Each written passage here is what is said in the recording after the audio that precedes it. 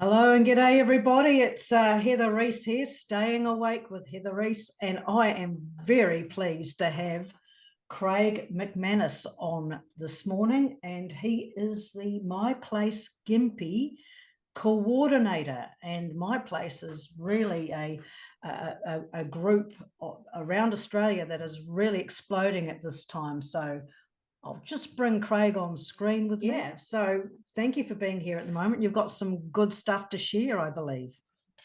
Yeah, thanks for having me. Yes, it's pretty important information that we need to get out to as many people around Australia as we can, and have the people of Australia stand up and say enough is enough. Excellent. So you're going to be talking to us specifically about this wonderfully entitled Misinformation and Disinformation Bill that's making its way through our Australian parliamentary system at this time. What do you want to tell us about that? So what it is an exposure draft bill. It is currently gone through the House of Representatives and the Senate. So it's gone through its first and second reading, and now it's out for consultation and feedback with the public. Now, this is a communications legislation amendment combating misinformation and disinformation bill 2023.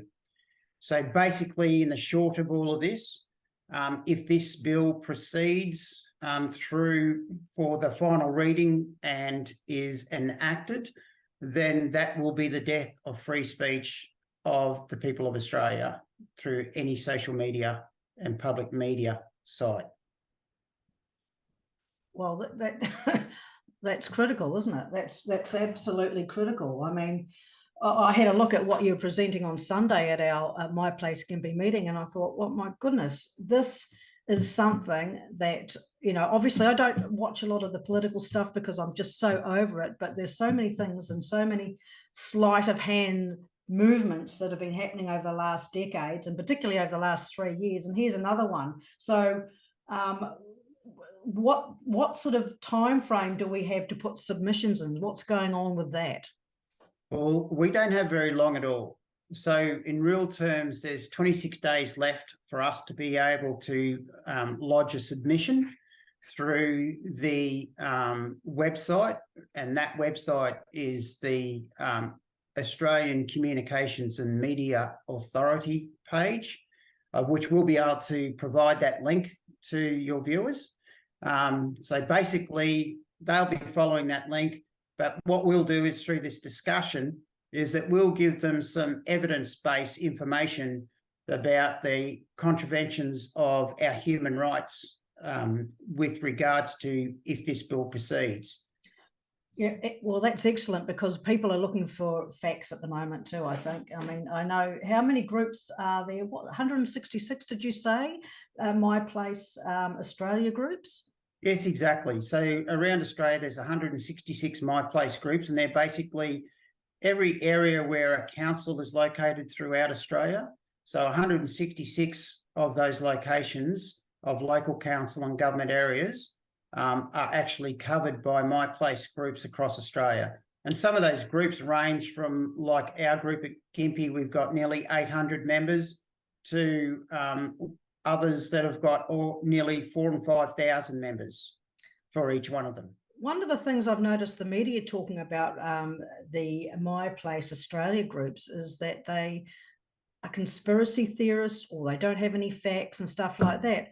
And, you know, I mean, this is not what I'm seeing with the group I belong to and other groups that I've visited. I'm seeing people that have lots of facts. And so I'm really hoping that you can back up anything that you say today with all your information that you're able to present with us. What do you reckon about that?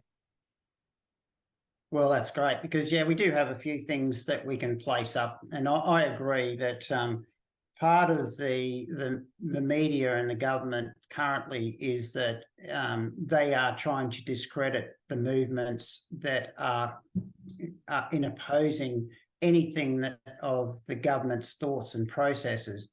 So our view is that if we are going to put information out and we are going to prove that this is not in the best interest of us, the Australian people, then for us, we need to provide evidence of how is that constraining our ability and our rights.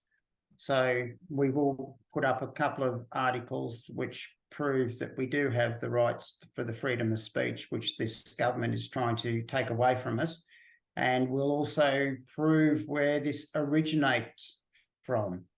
Excellent. So look, far away, what is the Misinformation and Disinformation Bill? It sounds like to me a form of censorship. What is it? Who it affects and who it doesn't affect, and what's included in it? Give us the research, give us the education, Craig. Thank you. So what I'll do is I'll just share the screen if I can, and we will, hopefully you will be able to see what this bill is. Can you see that yet? Yeah, absolutely. Exposure draft we've got there. Okay. So this is the actual bill, the draft bill, the exposure draft, which is currently out for consultation and feedback. So this is what it looks like when they put out the information. So if we have a look at it, it's a 64-page document. So it's not light reading for people. It's very technically based.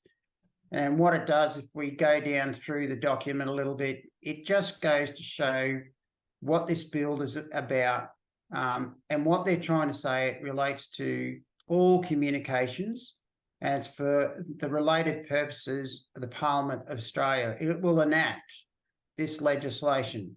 So once it becomes legislation which has been enacted, therefore everything included, all the descriptions, who this act applies to, who is free from this bill to have it applied to, will apply from the date that it receives royal assent.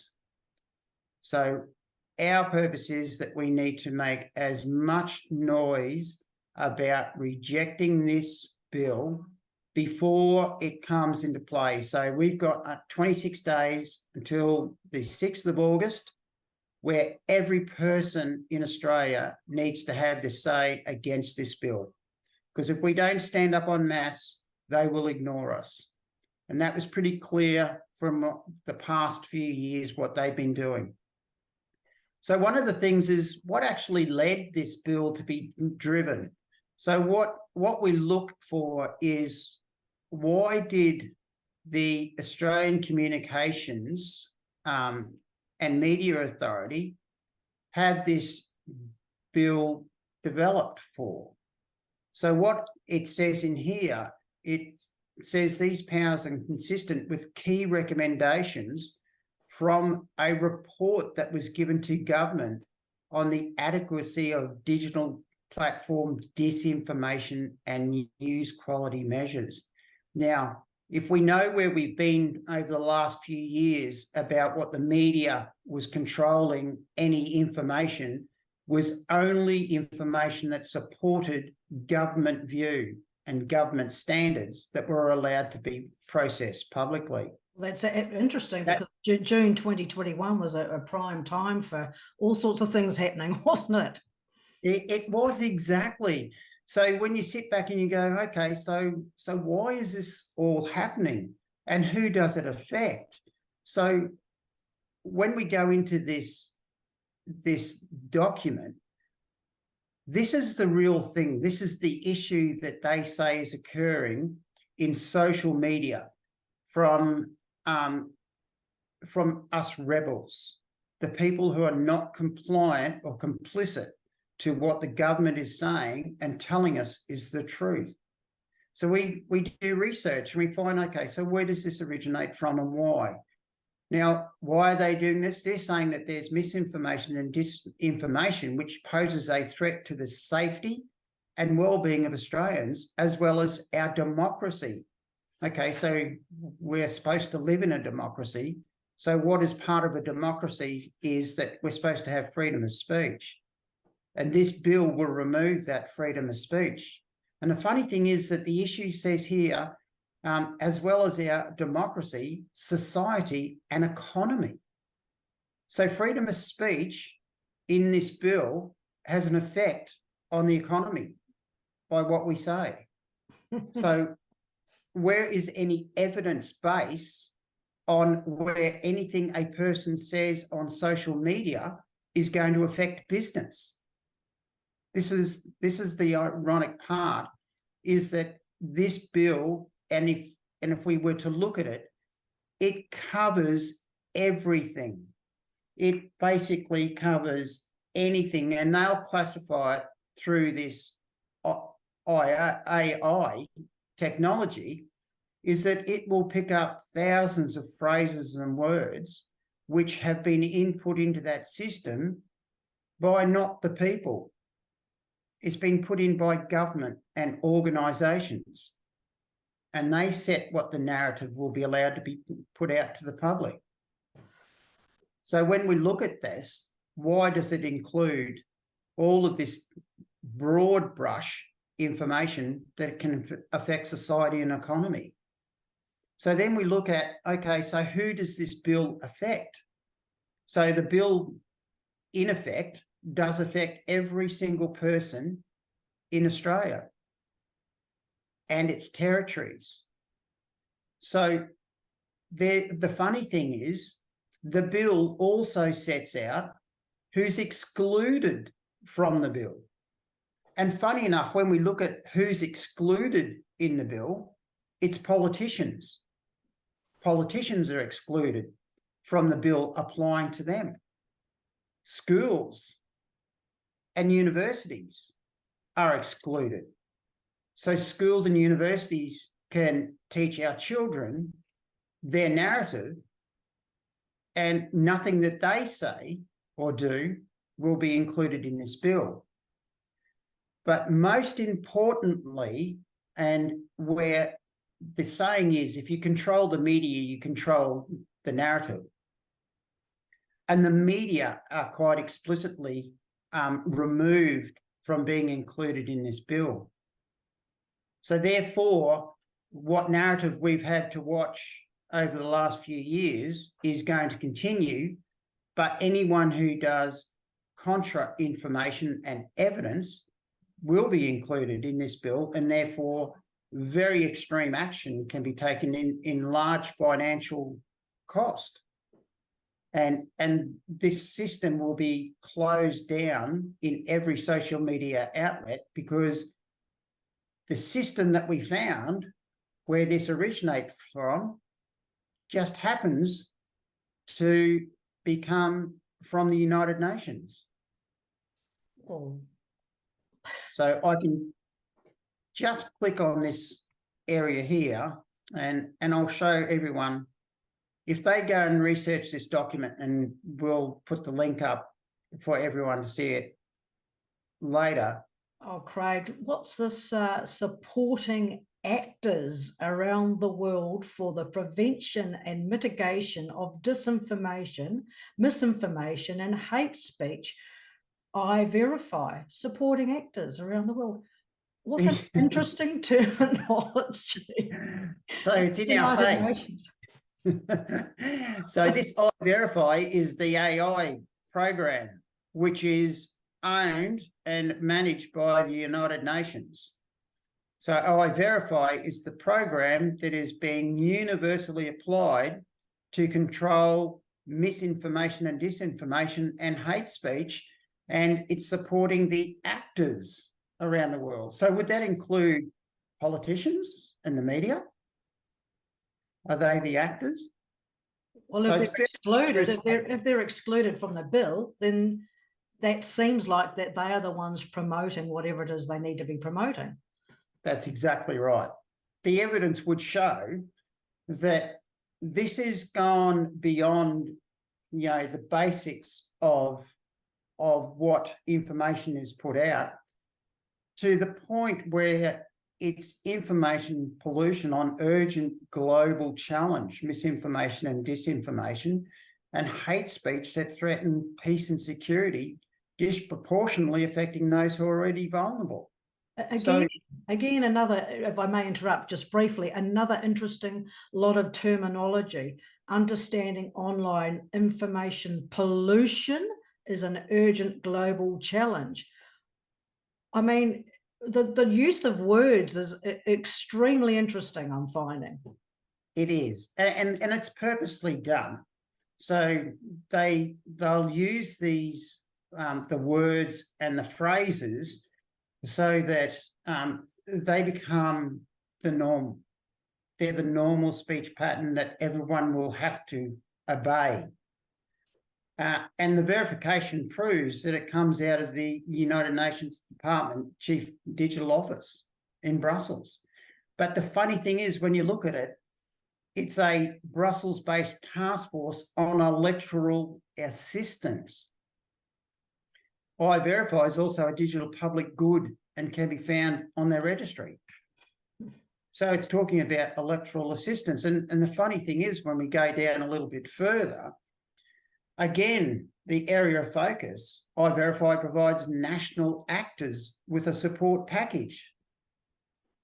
So this is to assist governments in the application of misinformation and disinformation, such as this bill will apply. I shouldn't be so skeptical, really, you know, with the wording. I must give them the time of day and just listen to what it is they're trying to tell us here. But I'm starting to feel my antennas winding up. My tinny antennas are going, hang on, what are we talking about here? This sounds like a one world order type of directive and manifesto. Look, exactly. When you talk about their principles and the mechanism and what they're doing, so what they're doing is, this is something that goes across worldwide. So this is for governments. So you can see that in their multi-stakeholder approach, it goes from CSOs, media, government, private sector, to combat the resources and information that people who do not comply or believe in what their message is and put up counter information, that will be disproved by the experts who are supporting the government in their bill and their view. Oh, They'll be the ones setting the standards. Who are these experts, I wonder? Well, so basically these experts are the ones who are the people who the government claims are the experts in that field. So it's not going to be anything where the public will have an ability to have input. That's no longer going to occur, because they will already have had their so-called experts will already have looked at the information available in the public area, and they will set what they deem is the correct information only. So is that like following the science? We've got some world experts on certain things that have been playing out over the last 3 or so years that don't have degrees in their areas of expertise even. Exactly right. Exactly. So it's very interesting how they justify that their evidence is more appropriate than anywhere else. So what we talk about is, so that there are people that are excluded, but where are our rights for the rest of the people of Australia, that we have an ability to maintain our freedom of speech? So there's some very interesting documents which are within our Commonwealth of Australia that support our ability to maintain freedom of speech. So one of them sits within a little-known document that was signed in 2013 by Queen Elizabeth, and that is the Charter of the Commonwealth. So what this is, it is a part of the agreement of the Commonwealth of our human rights, which sits under the Universal Declaration of Human Rights. So it aligns with our human rights ability. So if we were to scroll down to the second point of human rights in this document, signed by Queen Elizabeth, on behalf of the people of the Commonwealth of Australia, it says we are committed to the Universal Declaration of Human Rights and other relevant human covenants and international instruments. We are committed to equality and respect of the protection and promotion of civil, political, economic, social, and cultural rights, including the right to development. Now, funny about that is that this is exactly what this bill covers. This bill covers that any comments, whether it be social, cultural, or political, will be not permitted on social media bans unless it is following the narrative of the AI, this I-Verify program. So this bill's in complete contradiction to this convention, this charter, correct? Which Australia signed, correct? That's exactly right. So this is signed on behalf of the Commonwealth of Australia. But if we go into this document, this is the one I referred to, the Universal Declaration of Human Rights.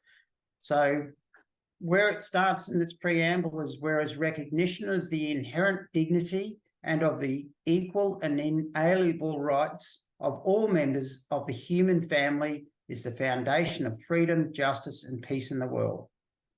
So what Australia is a signatory to this declaration, and Article 19 within that document clearly shows that everyone has the right to freedom of opinion and expression.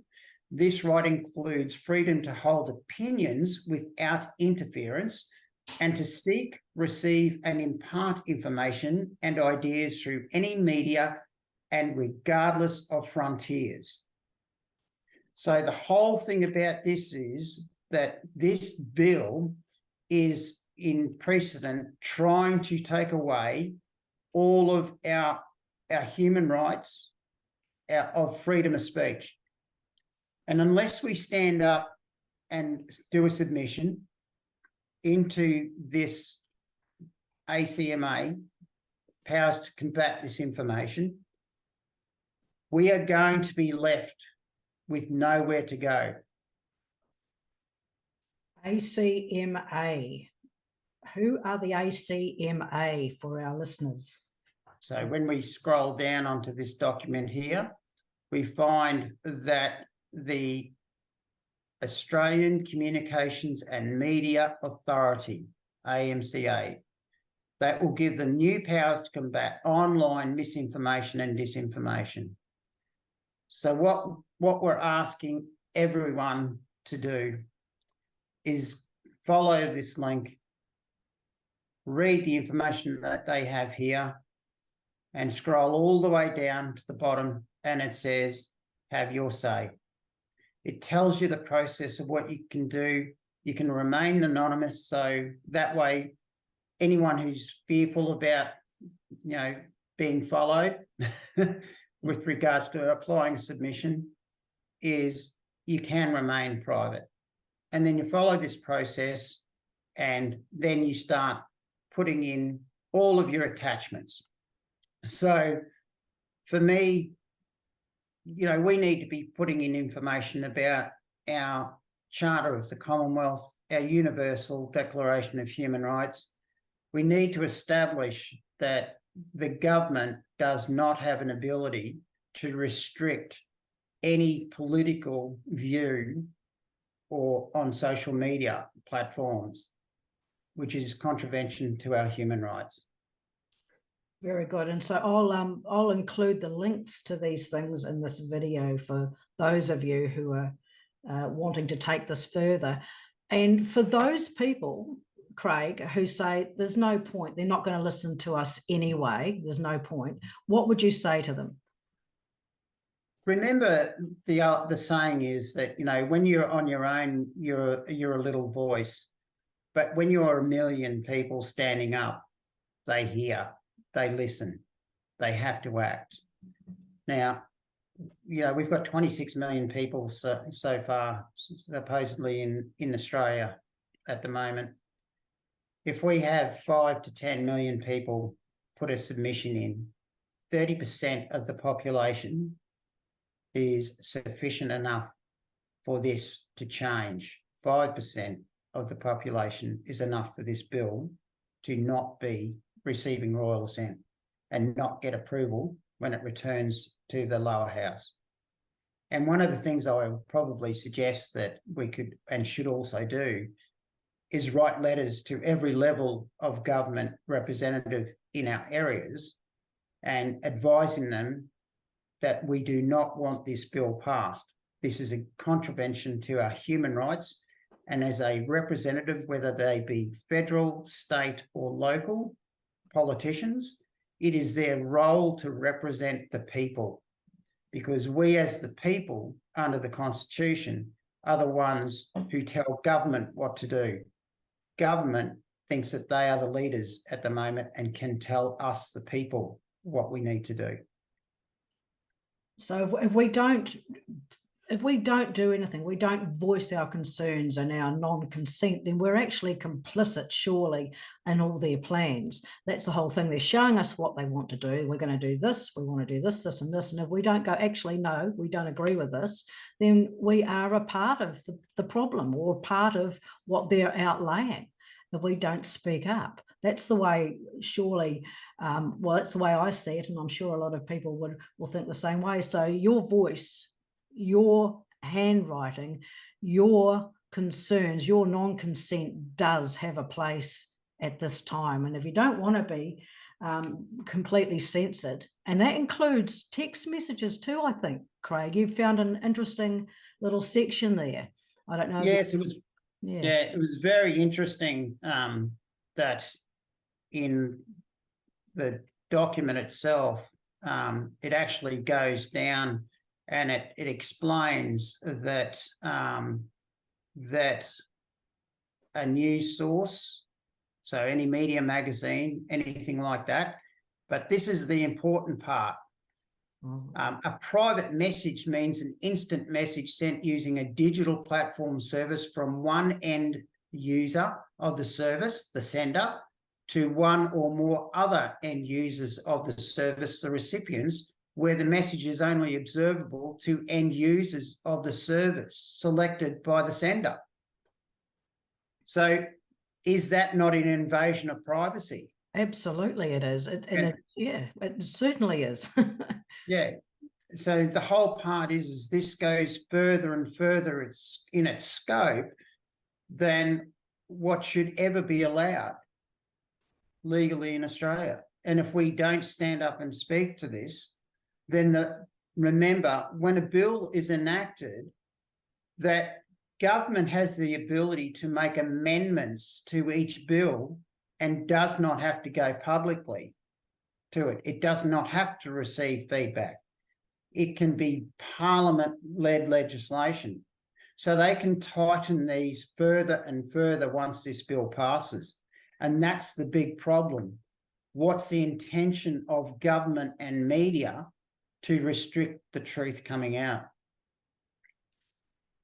Well, it gives them so much control and so much power if we allow this to go through, that they can pretty much do what they like. And so, those of us that are aware and awake and waking up need to be taking some sort of cognizance of this and having a look at this for ourselves. And it only needs to be 1 or 2 lines in your submission. You don't need to haul in a whole lot of documents. It can be a very simple process, surely. And sharing this video around and sharing this really excellent information that Craig's presenting to us is so important at this time. Very, very important to share it around and find out what's going on. And Australia's not the only country this is happening in. I know it's happening in New Zealand. I've got family there, and they're talking to me about what's going on at the moment. So it's a worldwide thing where they're wanting to bring through this fuller censorship to control what it is we're speaking about, our opinions, our facts and opinions and everything.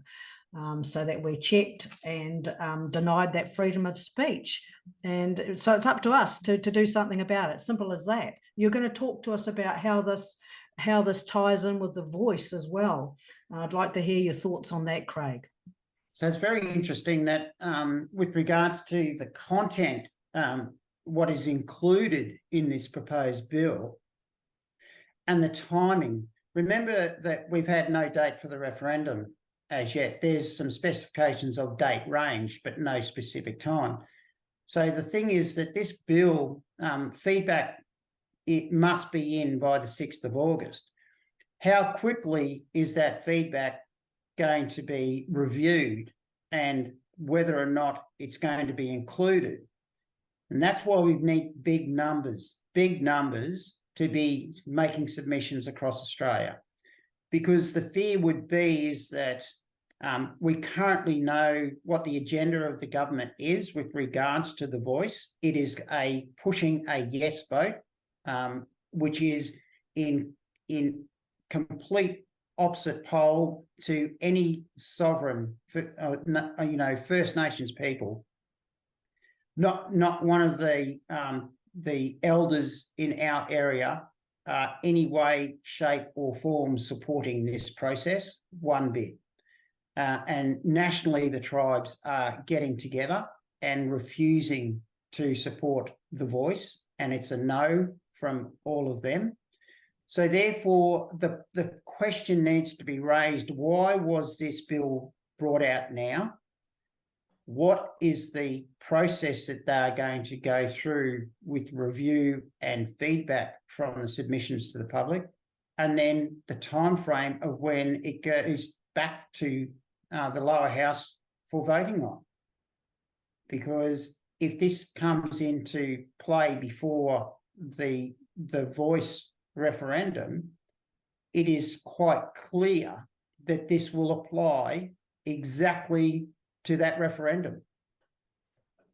Well, I think the timing's significant, interesting.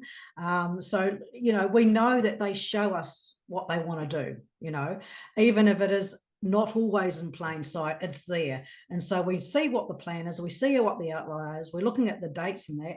We only got to August the 6th to put our submissions in. I would suggest that anybody who watching this is ready to put in a submission to have your true voice, your real voice heard, then do so right now. Don't delay it. Go and click on the links that we'll put in the description area here in this box, and don't delay it. Make sure that you have your real voice, your real non-consent or consent, depending on which way you want to go, heard. Because if you don't, then you've only got yourself to blame if this is rolled out through, because it's a very, very important juncture in our Australian history, if not our world history at this time, that these things are playing out. And if we don't do anything, who have we got to blame? You think about your children and your grandchildren, your great-great-grandchildren, and I've got a bunch of great nephews and nieces that are being rolled out through this whole play at the moment, and part of the education system. And I know in education that they're being told what they are and are not allowed to say as very young as primary school. So that's not going to stop unless we say, hang on, enough is enough. Enough is enough.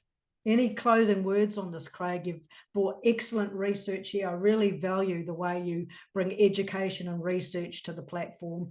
And, you're very well appreciated in our group. Oh, thank you. And I really do have a motto, and that is knowledge is power. When you have knowledge, you do have the power to act, and you have information there which is undeniable fact, and the information is there. We have our rights. Act now. Don't wait until the last minute. Don't think somebody else will do it before you. There's a saying of John F. Kennedy. He said, "I waited for somebody else to speak on my behalf, and then I realised it was me." And I think we all need to take that motto on personally, because just think of the world that we're going to leave our children and our grandchildren. And I'm going to do everything I can to ensure that what I can to make their world better, better than what we have now, that we leave that to them. Very good. Very, very important stuff. Well, thank you, Craig. I've enjoyed talking to you as usual, and I'm sure the viewers, the listeners have gained and garnered a lot from this. So please, folks, all of you that are watching at this time, share this video around, share it across your platforms while you still can. And let's hope that that continues, that we still can. So it's up to us, okay? Even if you've got friends in UK or New Zealand, across other parts of the world, share it out, because this is a worldwide dilemma. I'm sure most of us know that at the moment, those who are awakened and ready for what's going on. I've never been much of a political animal, but I'm seeing what's happening, and I'm seeing that unless I personally say, no, I don't want this anymore, then I'm also part of the problem if I'm not speaking up and saying we don't want this, okay? So that's what they're waiting for. They're showing us what they want to do. What are you going to say? It's really up to you out there now, okay? We've given you the information. Please share this around. Please be part of the change you want to see. Please be part of the future by acting now, the positive future by acting now. We have the power. Where's the people? That's us. Okay, thank you everybody for watching, and I better just find my little stop recording button, and thank you again, Craig. Any closing words, Craig? No, just make sure that do your submission, but let your federal politicians know. Absolutely, email, phone, drop in and see them, stop them in the street, let them know this is not on. Good. Thank you, Craig. Great words. Thank you. Thank you, everyone.